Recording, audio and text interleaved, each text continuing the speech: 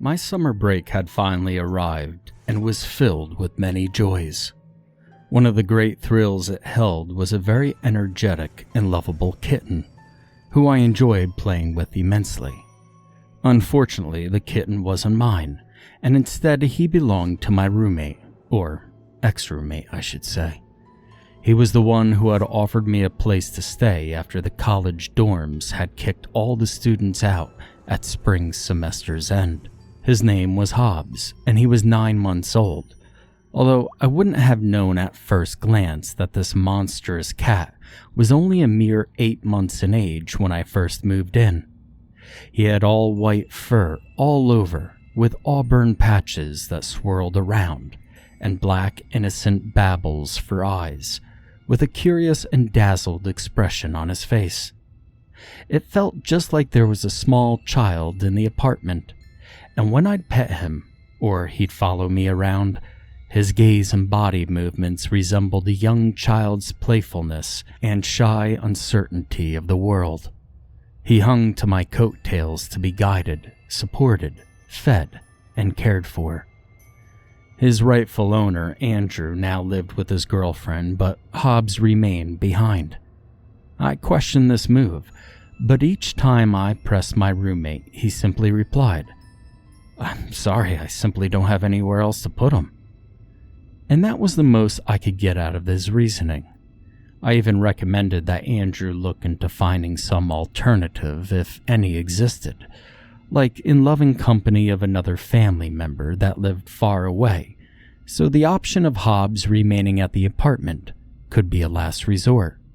Now don't get me wrong, I'm very attached to Hobbs as he is to me, but as I've mentioned, I'm not the rightful owner. But alas, Hobbs remained behind, and I evidently had been granted full custody. The end of the month arrived, and once again it was time to collect my roommate Lewis's money and to put it with mine so that our rent could be paid. There was an ATM where I could deposit the money on campus and have it in my account to pay rent by the next morning. The ATM machine was a good 25 to 30-minute walk from my apartment. With the checks in hand, I gathered my belongings and prepared to make a somewhat lengthy trek. Hobbs, who I now adored, despite the times he had awoken me early in the morning yearning for human affection, meowed frantically and ran in his usual circles around me. He then motioned slowly toward the door and sat with his round white furry belly bunched up around his hind legs. Hobbs wished to be let outside, which was exactly where I was heading. It was not unusual for me to let the kitten outside for hours at a time, for it was obvious he knew where his home was, and he never wandered far from the front door, wary of anything else that moved outside the apartment. I cracked the door and the kitten squeezed through, beyond my control to keep him from getting out. Not like I wished to restrain such actions. I closed the door behind us, and once I had gone more than a few paces beyond the steps, I looked over my shoulder to see the kitten perched by the oak tree, sitting in his usual sturdy upward posture, observing me fall from sight. I reached the busy street bordering the university and crossed the curvy road on campus, through the luring bike path to the arboretum, which was a warming and comforting sight, even in the dark of night. I didn't check the time before I had left the apartment, though I knew it was evening. The color from the sky had almost completely faded. Beyond the first few fancy light posts, I noticed I was walking into complete darkness, and every light beyond it was off. I found this quite odd.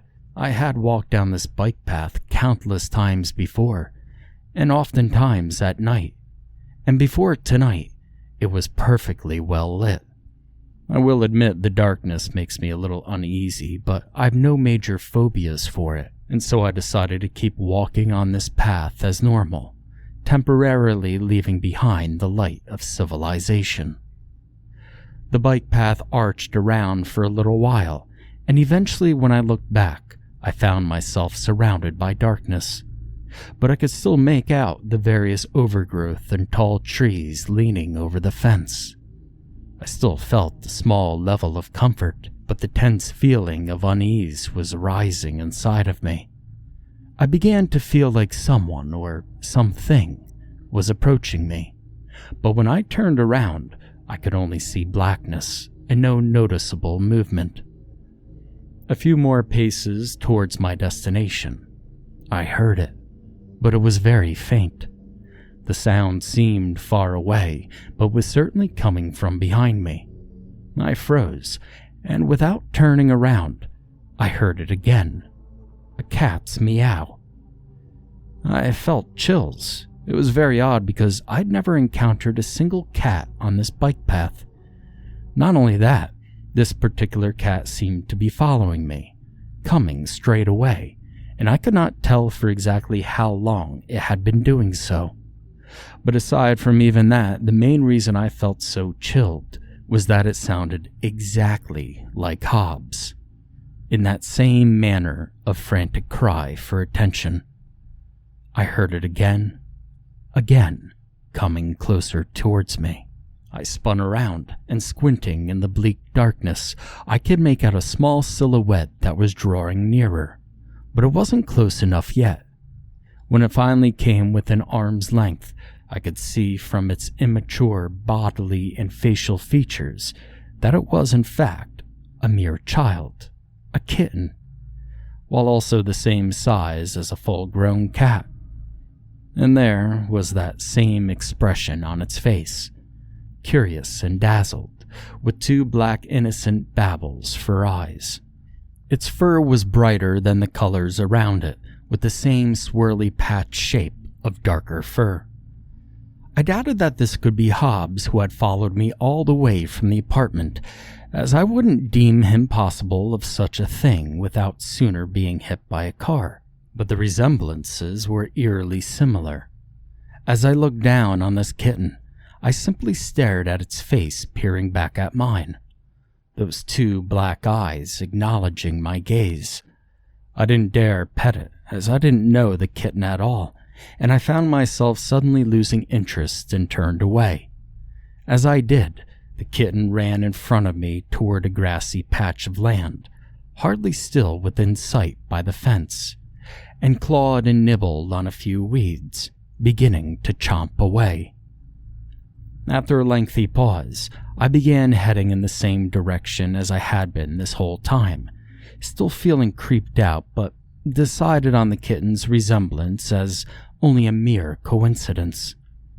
I felt curiosity growing in me, and finally it got the better of me. I just had to go back over to that fence to get a second look at it. To my dismay, I saw no movement, and I was sure I was looking in the general direction of where the kitten was. As I backtracked further, I confirmed that the kitten, in fact, had entirely disappeared without a trace. It probably had climbed over the fence without me hearing it, or sprinted away quickly into the heavy darkness. But I still wished that I could have caught sight of that kitten one last time. I finally reached the main part of the campus by the bookstore, student center, and library, where the ATM was waiting for me. Between the main gym area and the path leading to the ATM machines, a few young feminine bodies emerged from behind the corner of the pool area wall, and were suddenly right in front of my face. I was taken aback and surprised, but what made me feel particularly creeped out was that eerie silence as they stepped solemnly one foot in front of the other, with not even a hint of response from the cement when their shoes made contact. A few became many, proving the first woman I saw to be the mere front runners of a long line of them. The cement still made no sound. These women were all draped in black dresses, similar to what you'd wear to a funeral, and seemed to all be about high school age. Their expressions were mostly blank and seemed pale, and what I found particularly odd is not a single one of them even acknowledged my presence, even though I stood only a few feet away from them. Even this was distancing myself from the position I had first encountered the figuration of ladies, and I suddenly felt quite invisible as I noticed a uniform emotionless expression on them, with those same downward angled eyes staring at the ground as they solemnly trekked on. I took a few more steps back slowly, noticing how I could audibly make out the sound of my steps immediately, while the tens of bodies that had just intersected my path mere seconds ago were deadly silent. They continued to follow a straight path right past the small gym in the distance now, and I could not make out where the front of the line was anymore from where I was standing. I couldn't imagine what their purpose was being on campus. I mean, from their formation and odd silent behavior. Anytime I had seen groups of people from a high school age group, it was clear that they were either attending sports, taking a tour exploring the campus, or celebrating an event. I could only assume by these women that they were rehearsing for some weird act or play, but whatever they were in fact doing, they seemed very serious. And all those steps with the sound turned completely off, like watching a silent movie. I couldn't make any sense of it. I slapped my face on both cheeks to confirm I was still real, and I shook off my second spook of the night. At last I arrived at the ATM machine and very quickly sealed the envelope with the deposited amount I needed. The exchange was successful, and my one chore for the night was now complete. I could now turn back again and begin my long trek back to the complex. As I made my first crossing past the student center, I was amazed to see a homeless person standing there. My body actually jolted back in shock, for I had not been more than a few steps away from this person before I even knew he existed. The homeless man did not even acknowledge my surprise and stared blankly in my general direction. I responded by keeping my eyes straight forward and trying my best not to appear alarmed. My heart was still pounding out of my chest. "The cat," I heard the homeless man mutter underneath his breath, and I felt my eyes widen a little when I heard it. But I still did my best to not acknowledge the man. "The cat," I heard faintly again once I had made it a few paces past him, at which point I began to power walk. I did not take the bike path again, and I decided instead I'd take a different scenic route back to my destination through the on-campus dorms. I realized I'd not seen a single rabbit this entire time I've been walking on campus, which was bizarre. I always saw at least a few before tonight, and by these dorms, most of all, but even here, was nothing. It was totally dead. But of course, nothing this night was occurring as it ordinarily should, so I was beginning to expect the unexpected, and as I did, the unexpected kept happening. I was on the other end of the arboretum now, on the opposite adjacent fence, and once again, there was a cat in the distance. It was well lit this time, and it was clearly an all-black cat, and its eyes reflected the light of the same fancy lampposts like glass as it watched my approach. This time I could not even get near the cat before it fled, and each time it would stop after a short distance and then dart off again and again, peering back at me as I progressed at a normal pace, or perhaps slightly faster than my normal pace. I realized I had not taken my gaze off of it for a while, and when I did, I began to notice that I was surrounded by more black cats. They were not drawing any closer to me or seemed curious by my presence, but they just watched, as if they had expected to see me. If I tried to even take a few steps toward any of them, they would just dart away, and I knew I would never catch any of them. Stranger still, each black cat appeared an exact replica of the other, like cat quadruplets, quintuplets, sextuplets. And then I saw something that triggered me to panic. A dead rabbit. It didn't appear that it was eaten because there was no evidence of guts or torn ligaments, or at least from what its backside revealed. The rabbit was just motionless and limp, and I couldn't see its face. It didn't appear as it even struggled before it died. I could smell that grotesque stench from where I was staring at it, trying to understand the hideous sight revealed before my eyes. I know it's silly to say I was afraid of a dead rabbit, but I did feel on edge. These black cats sitting and staring directly at me. It hindered me. It made me feel all too vulnerable. I suddenly bolted out of there and did not even stop to think about what I was doing. I just ran. As I did this, I saw another dead rabbit, and I focused my eyes straight ahead of me without moving another muscle in my neck, refusing to observe any more murdered or deceased animals that were laid before my feet. I was unsure which of the two it was.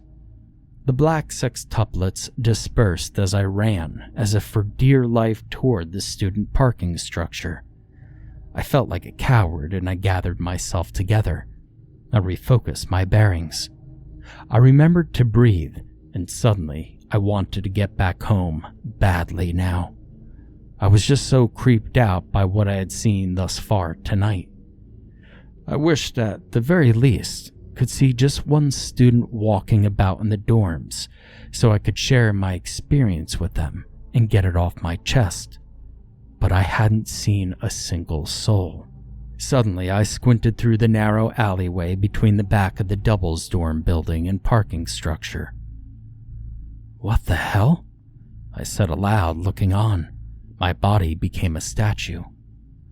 What I saw were the same configuration of girls in their dark outfits from before. It was unquestionably the same girls I saw when I was near the ATM. A part of me felt curious and wanted to walk through the alleyway to see if they would talk to me. But another side of me, the part I listened to, told me to take the long way around through the parking structure. I hurried before the girls could beat me to the windy road bordering the freeway, and as I crossed the street into the sawdust and elm trees opposite the fence, I could not resist a glance at the face of one of the girls in the line formation. I could see from this viewpoint that each one of the girls had a cold, lifeless expression on their face, and were staring down at the same level as my feet were.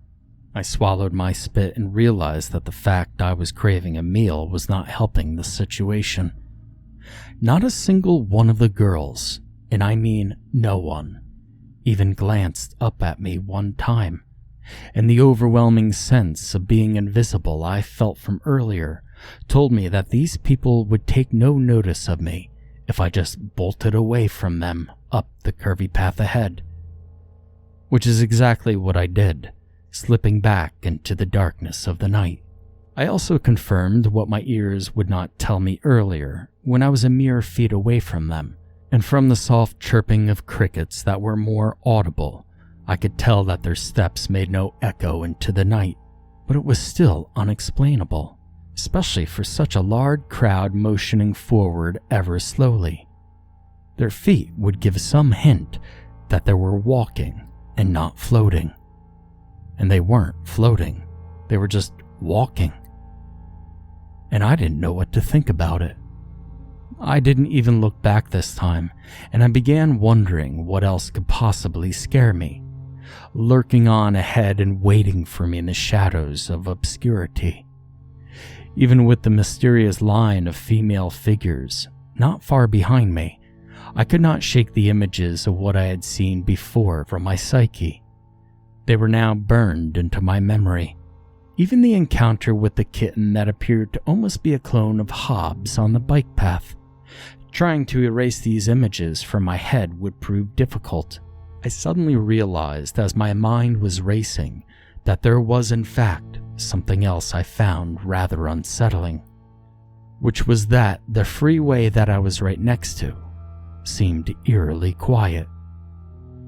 A wall running along the freeway blocked my view of the passing cars, and each time I progressed about 10 to 15 steps, the windy sound of cars passing in the opposite direction down the freeway gradually decreased in volume, even though this freeway followed closely to the wall that separated it from the path.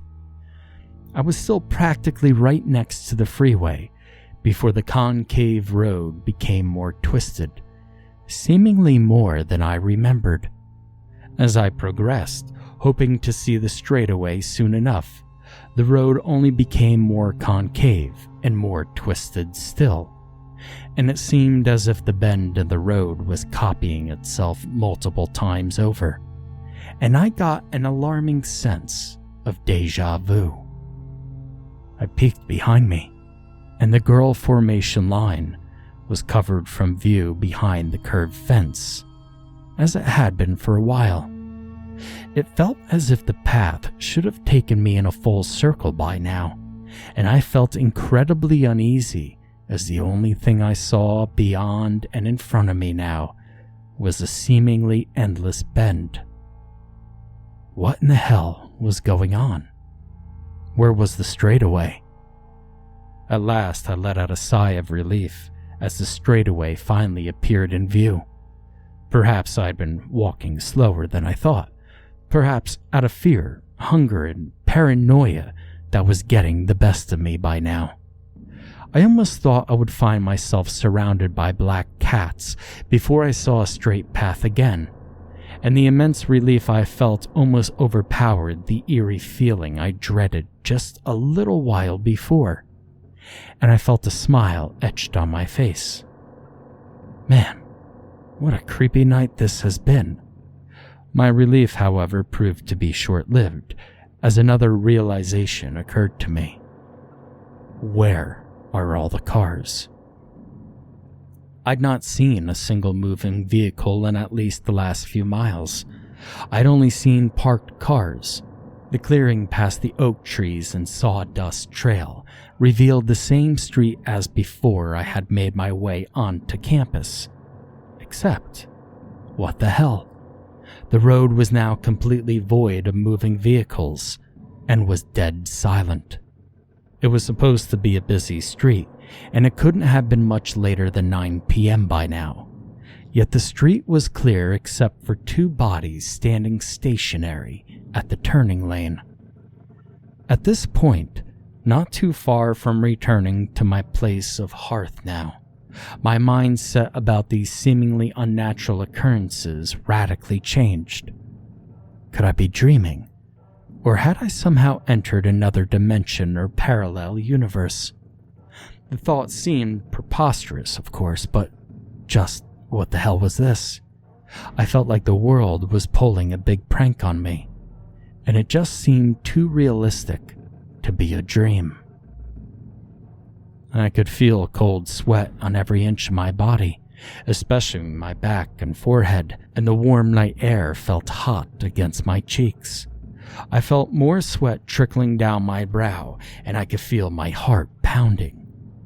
But my sprinting from before probably contributed to this cold sweat more than anything.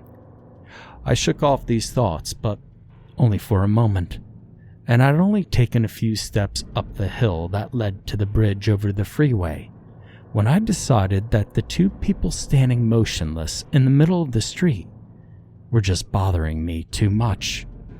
Even though there was still a chance of being spooked, I had to assure myself that these people were the first normal people that I would first encounter tonight. But as it turns out, I was wrong. I had to shake off the realization that there were no cars coming on either side of the normally busy street as I walked up to these people. I felt a small amount of relief again as I noticed that these two seemed to have a conscience like me, and actually acknowledged my presence. However, one of these two people still had his arm up and was pointing at something off in the distance. And I also noticed that his arm was motionless. Yet, they still did not speak to me, but simply nodded when we exchanged glances. They were 2 young men and had buzz cuts, and one was a good 6 inches taller than the other in height. Both men were wearing clean hoodies and jeans. Nothing too out of the ordinary here. The shorter man kept his arm up even as he kept his head tilted toward my direction. After a short frame of silence, still neither one spoke a single word to me, only to each other. "Hey man, I think it's still over there. Do you see it?" The shorter man was almost whispering, pointing at the opposite end of the street leading into more university apartments. "How can you see it? I don't see anything." "Don't you see where I'm pointing? They're still over there. I don't know what's happening." By this time, curiosity got the better of me, and I decided that I must make one final stop before heading back to my apartment, and I braced myself for what lay waiting for me at the opposite end of the street. One of my friends lived in this complex, so I figured if this little adventure ended at nowhere, that I could at least stop by his apartment to see if he was there. Perhaps we would even hang out then, and I could finally share my tale with someone. The road reached the gate, and I saw nothing at all, so I shrugged and decided to let myself through the gate into the university apartment complex. I just needed to speak with somebody about my weird night, and my roommate would certainly be getting ready for bed in order to wake up early for work by the time I got back there. At least, I knew my friend would still be awake. I was barely inside the complex when I caught something moving in my peripheral. In the direction where the short man had been pointing, I caught an image of a shadow slowly vanishing behind the back of one of the apartment buildings. But I was confused that what I saw appeared so dark, considering how well lit it was around that area. Behind me, the road was still silent, and I was fed up trying to discern any logic from earlier events. I wanted to hurry over and examine the area of my little sighting, but I noticed instead that the tall pole in the center of the courtyard seemed different. I remember joking to my friend about this tall pole because there were so many cameras attached to it, appearing to hold no purpose but to ruin people's privacy. I noticed the light illuminating. It was dimmed and flickering. I also noticed the cameras attached to the pole. The glass had been smashed. Every single camera on every side of the pole was broken, with glass pieces scattered around in the brown and yellow grass. I made a big circle around the pole in case, just for my own safety, and I suddenly felt concerned for my friend's safety as well. I could hear something off in the distance, but very faintly. Perhaps there were people partying and having a good time. This complex was, after all, home to mainly the university's foreign exchange students. I hurried over to my friend's apartment on the far end of the courtyard, and as I came near the front, I discovered that it was in fact wide open, with one light in the kitchen illuminating the rest of the apartment. A lot of the other doors were open, either with or without the lights on, while others remained closed with the blind shut and no light laying beyond it. I ran inside his apartment, even though he would have no idea I was coming, and I felt on the verge of insanity. My friend's bedroom door was unlocked with the light, and his laptop was on, but he was nowhere to be found. And that's when I heard it, faintly off in the distance. The chanting. As I left the courtyard square, the voices drew closer and sounded more evil with every step. I still could not make out what a single person was saying. And just a few moments before, I had thought I had heard people having a fun event and socializing, but the tone now evidently appeared dark. I had given up and ran toward the noise, regardless of what could be waiting for me. I just needed something someone to talk to before my head exploded. But through the labyrinth of more and more buildings, I was getting lost. My mind began wandering, trying desperately to fill myself with happier thoughts. I wondered if Hobbs is getting hungry by now, and just imagining lifting the kitten up playfully and squeezing it gently, saying that I missed him.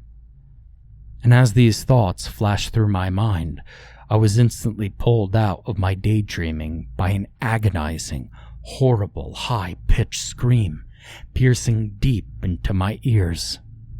This terrific nightmarish sound insinuated a direct response to my thoughts, pulling me right back into the madness and taunting me. This cry did not belong to a human, but they were instead the distant wailing shrieks of a single creature. A cat. I ran in a zigzag motion around every barrier in my way, drawing closer and closer to the shrieks. The chanting became more haunting and aggressive, and there was no discernible words to be heard, all in some different language. More buildings and more buildings. I could only wince at the shrieking that ripped through my eardrums, but I needed to see so badly just what in the hell was happening. I could only wonder what was left to the imagination. What could I possibly stumble upon next that was worse than the horrors the bleak night had already presented to me? And at last I came to a clearing, and I could not have prepared myself for what I saw. Those same black gowns, and there were black suits too, with the same emotionless expressions as the girls walking in formation as I had already seen twice before. But they were chanting now, joined with men as well. There was no sign of my friend, not like I would ever expect him to be part of a cult, but expecting the unexpected had been working for me thus far. I figured out pretty quickly that I was right about the cries, and I covered my eardrums and went into the fetal position. My mind yelled at me. Why did you have to bring yourself here? You know you didn't want to see this. This will now scar me for life. Despite my vicious thoughts, another part of me, that other side to my psyche, forced me to look.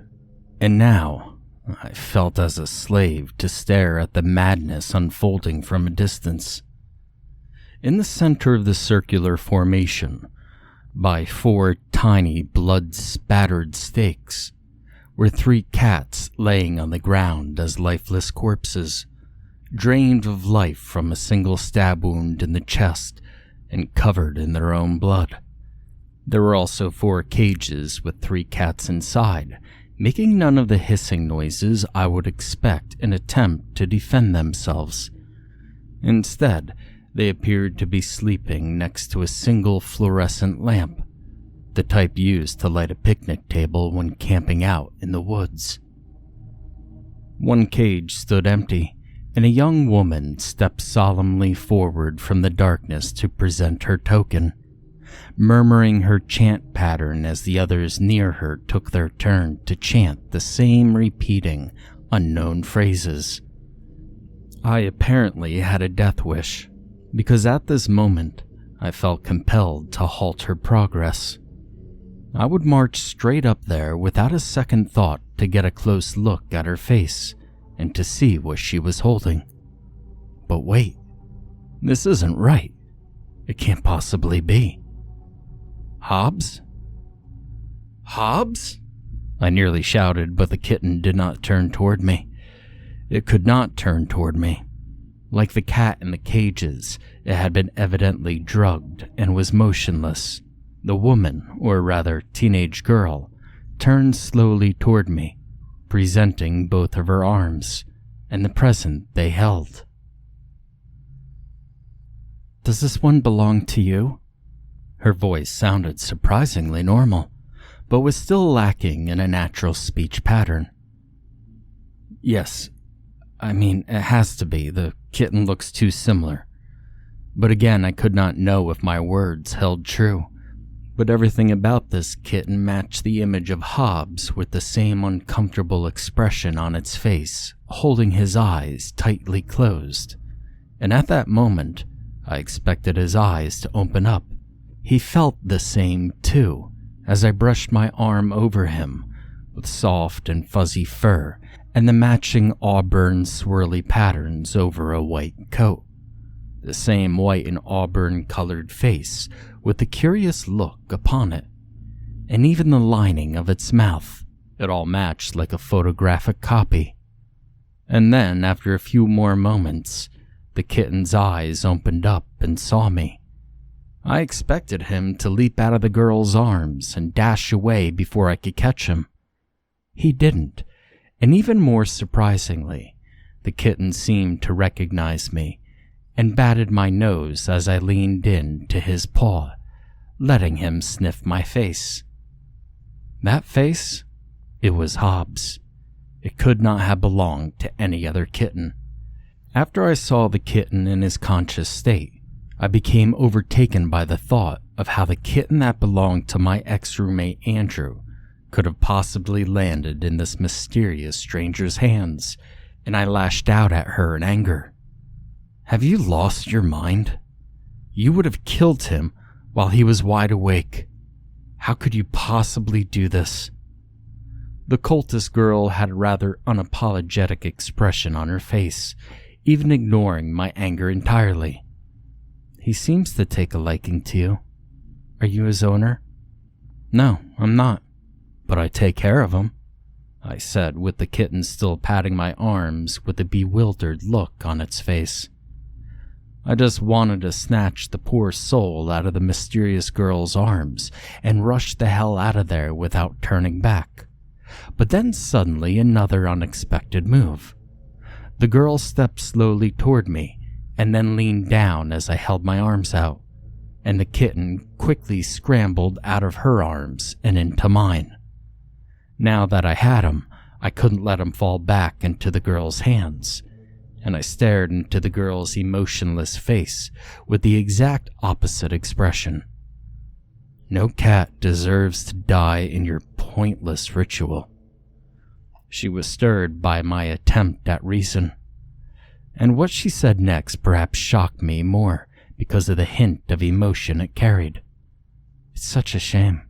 He needs a more deserving owner. I suddenly felt empowered by her answer, like I could actually rattle what little emotion she felt. Just why the hell are you killing cats? I mean, what the hell is all this? You and the rest of your people will answer for this, as to why I have to save the owner's kitten from a premature burial? I was drained, and I began panting from yelling for this brief period of time, because I felt so strongly attached to my words. But the problem with these words is the amount of attention they drew from the crowd, to the extent I perhaps had not wished it. I was now surrounded on all sides by at least a dozen curious faces now, blocking my exit like the cats in the ritual circle. Every emotionless face with that same uniform cold expression was just so infuriating. Leave now, one of the boys in a suit bellowed at me. You're disturbing the cycle, tainted one. We do not require your presence, a younger girl told me, and this certainly disturbed me most of all. What in the hell was the cycle? My jaw dropped, and I lost all words that had come to my mind before now. I could only stare between two of the dark figures standing before me at the poor helpless cat in a cage that was about to be slaughtered.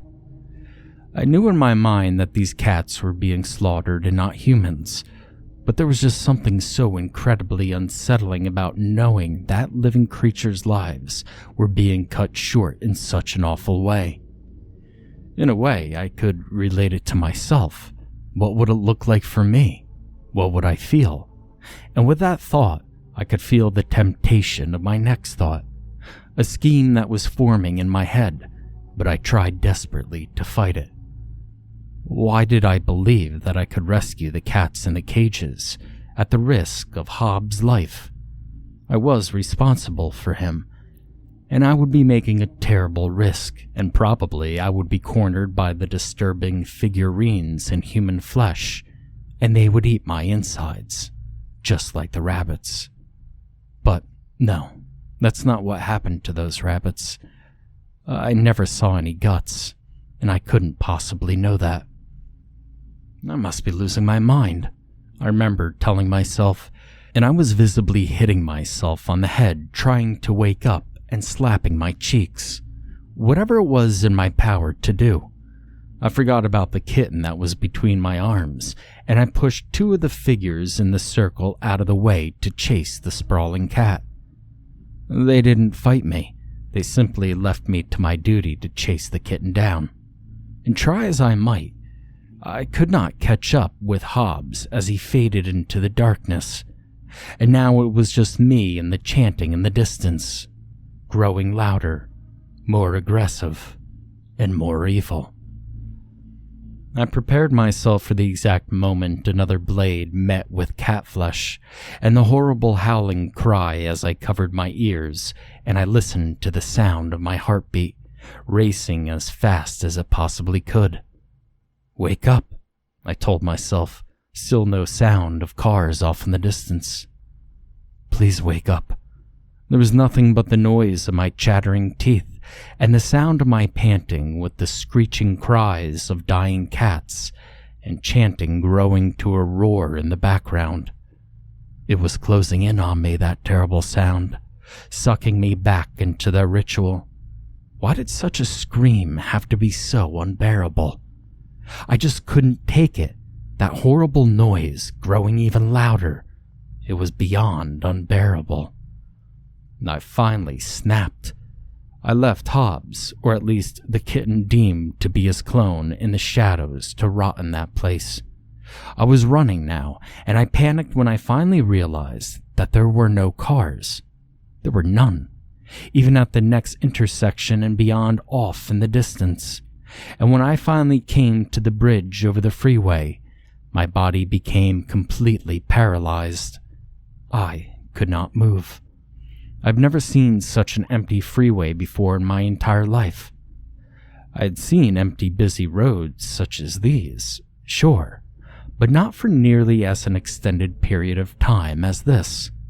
Just to see the empty lanes as far as the eye could see toward the hills off in the distance, disappearing only over the curvature of the earth.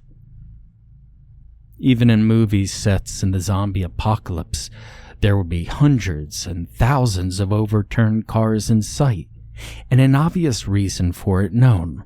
But this? Complete emptiness? It was just completely unexplainable to describe the emotion. There's simply no words for what it feels like to discover that the impossible appeared to have invaded reality. It made as little sense as anything else I had encountered that night, and from my viewpoint, I could see more parked cars over in the university shopping center and on the street. It was the creepiest feeling that I ever felt. Those parked cars told a different story as to what I knew to be true. Everything is normal. There's nothing wrong. It defied and twisted logic, just like the concave road appearing as a bend for all of eternity. As I remained a solid statue, I knew that someone was standing behind me. But I just could not move. I could not take my eyes off the barren emptiness that lay beneath my feet, barren far into the distance towards a single vanishing point. It's late now. You're trapped in this world. I heard a girl's voice tell me. You and the kitten will never leave this place. I struggled to turn and face her, but I still found myself in a stun lock. My body's muscles were not responding. I felt a sudden, unexplainable surge of warmth that extended up from my toes towards my head. It felt so peaceful, a relieving, soothing, powerful calm that enveloped me in such a way that I can only describe it as complete solitude. It felt as though I had accepted my fate with grace, but I was still paralyzed. Not a muscle in my body would move on command. "You must come back," she urged me, and I was overcome with the need to yell again, but I knew I would not be able to muster a sound, and gave up. I was in dismay. Is it possible she didn't know I was in a state of complete paralysis? Suddenly, my answer was revealed as I heard a car engine fast approaching, and it squealed to a halt behind me. A car door opened up, and I was hurled into the back seat by two of the ritual guys, as my joints still did not budge. I was lobbed in, just like a stone statue. I'd been reduced to an inanimate object. The car engine started and my eyes began flooding. I'd not cried, albeit joy or sadness in years. I was mesmerized by the tears, as they had no hot or coldness about them. I could simply not feel the tears. I cannot tell what emotion it was now. It was very confusing. Was I really here? Was I really real? Were these ritualists real? Was the ritual real? And was I ever in reality to begin with this night? Or if so, where did all this go so horribly wrong? I still felt solitude, but at once I felt an incredible force.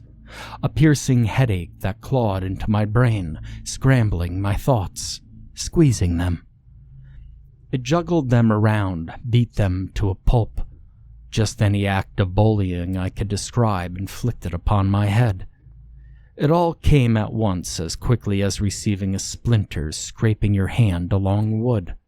It attacked me from the inside out. I felt as though the car ride was lasting for days, turning seconds into hours, and warping the duration of time in ways that are impossible to visualize.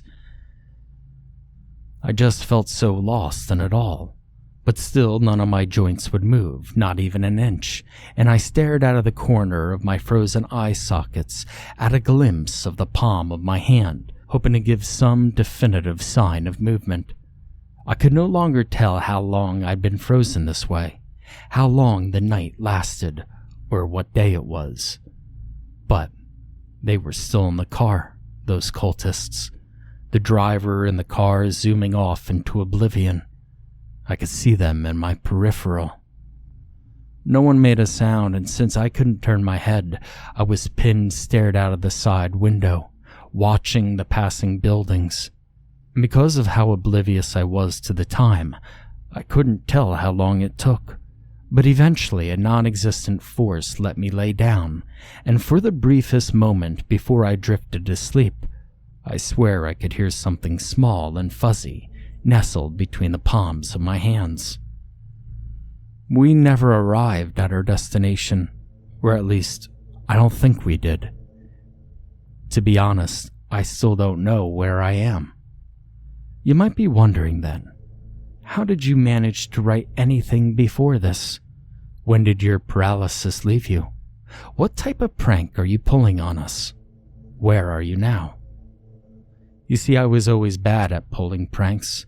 I was never the type that dared to dream, doing something stupid instead, like steal the pencil from my classmate's desk and watch them act baffled at its disappearance. But a prank like this, no, I would not imagine.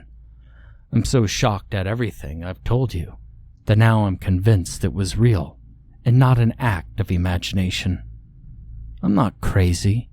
And my reality, my only reality, has been reduced to a blur in shadows. And yes, my paralysis faded off when I awoke, and it faded along with the world I left behind. If I stop for a long while, the kitten still follows me, although I refuse to still call the creature Hobbs. I could still hear their chanting, but it's always off in the distance. So taking care of my roommate's cat is proving not to be much of a problem now. I never see the other cats anymore, only when I close my eyes. It often makes me stop and wonder what my roommate would be thinking of what was happening to me and where I am. In quiet moments, I take a seat on the ground, that smeared canvas of the earth. I could see the convicting eyes of those black cats staring into me, fading away as I reopen my eyes. I try to keep my eyes open for long lengths of time, but eventually I see them again, and it haunts me.